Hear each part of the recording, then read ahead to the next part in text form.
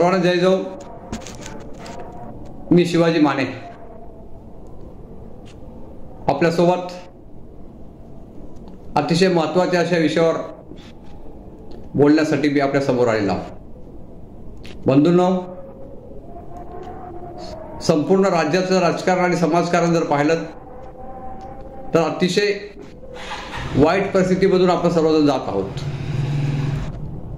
परंतु समाजाचं देणं घेणं नसणारे हे सर्वच राजकीय पक्ष मात्र माझ्याच पक्षाचा मुख्यमंत्री कसा बनेल यासाठी अनेक डावपेच आखताना दिसून येत आहेत। एक नागरिक म्हणून, एक कार्यकर्ता म्हणून किंवा एक सामाजिक जाणीव असलेला एक समाजप्रेमी म्हणून आपण कोणती भूमिका घेतली पाहिजे? मग आपण प्रत्येक जण वेगवेगळ्या पक्षामध्ये विभागलेले असाल। कोणी शिवसेनेमध्ये विभागलेला असेल, कोणी काँग्रेसमध्ये असेल, कोणी राष्ट्रवादीमध्ये असेल, कोणी शिंदे शिवसेनेमध्ये असेल, कोणी उद्धवजीच्या सेनेमध्ये असेल, कोणी राष्ट्रवादीच्या दोन अजित पवार आणि शरद पवारांच्या राष्ट्रवादीमध्ये असेल, कोणी कम्युनिस्ट पक्षामध्ये असेल, कोणी रिपाईमध्ये असेल, कोणी भाजपामध्ये असेल, असे अनेक जण आपण वेगवेगळ्या पक्षामध्ये विभागलेले असो। परंतु राज्याच्या राजकारणाचा आणि समाजकारणाचा गांभीर्याने जर विचार केला आणि आपण एक सामाजिक जाणीव म्हणून, आपली जबाबदारी म्हणून आपण काय केलं पाहिजे याचा जर विचार करू गेलो तर महाराष्ट्राचा मुख्यमंत्री हा प्रगल्भ असायला हवा असं आपल्या प्रत्येकाची धारणा असायला हवी।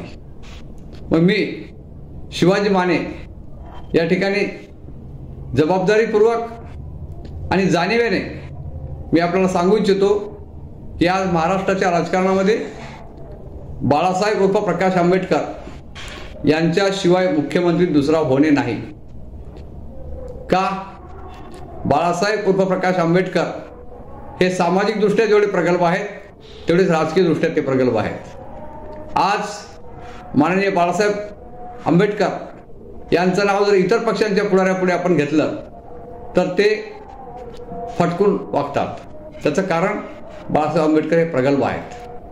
बाळासाहेब आंबेडकर हे महामानव डॉक्टर बाबासाहेब आंबेडकरांचे नातू म्हणून, त्यांच्या मागे समाज आहे म्हणून नाही, तर डॉक्टर बाबासाहेब आंबेडकरांचे नातू म्हणून आणि एक अभ्यासक आणि समाजशील आणि प्रगल्भ व्यक्ती म्हणून मी शिवाजी माने म्हणून बाळासाहेब आंबेडकर हे महाराष्ट्राचे मुख्यमंत्री हवेत अशी माझी पूर्ण धारणा झालेली आहे आणि ती आपली प्रत्येकाची असायला हवी अशी माझी आपल्याला एक विनंती आहे।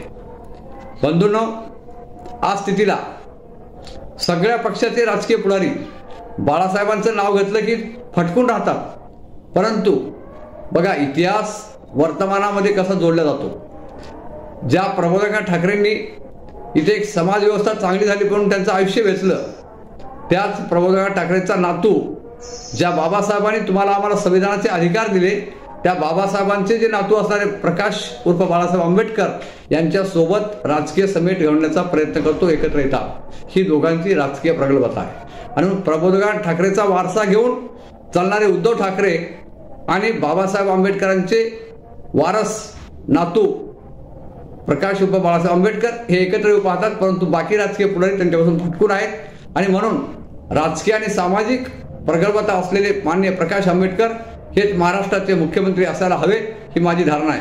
आता तुम्हाला असं वाटेल की शिवाजी माने असं बोलतोय कसा? मग शिवाजी माने कोण आहे हाही तुमच्या डोक्यामध्ये प्रश्न निर्माण झाला असेल।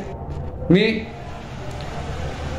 रिपाईचा कार्यकर्ता नाही, मी भारिपाचा कार्यकर्ता नाही, मी भारिप बहुजन महासंघाचा कार्यकर्ता नाही, मी जोगेंद्र कवाडे गटांचा कार्यकर्ता नाही, मी गवई गटाचा कार्यकर्ता नाही, मी समता सैनिक दलाचा कार्यकर्ता नाही, मी एवढंच नाही, इव्हन बौद्ध कम्युनिटीचा सुद्धा जन्माने नाही।